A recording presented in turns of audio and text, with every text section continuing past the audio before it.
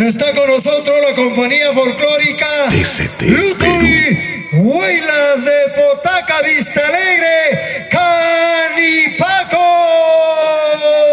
Ahí está, qué bonito, Cochito. Brindamos el micrófono a la cantante oficial.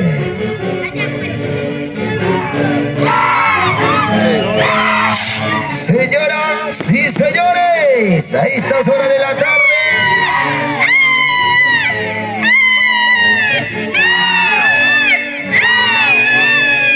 en la pista de presentación, Así es, conjunto Lutuy Huaylas de Potaca Vista Alegre, Canipaco.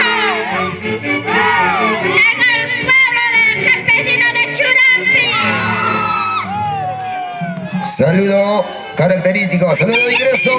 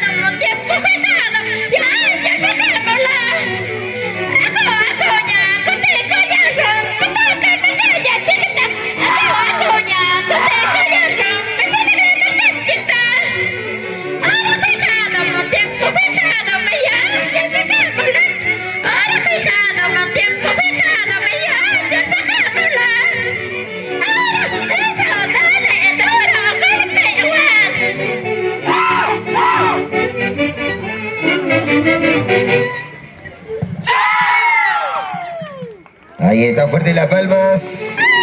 Salud de pedida.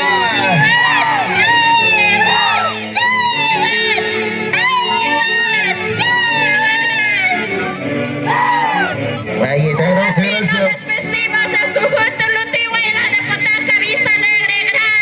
Gracias por la invitación a este pueblo de Churape. Gracias.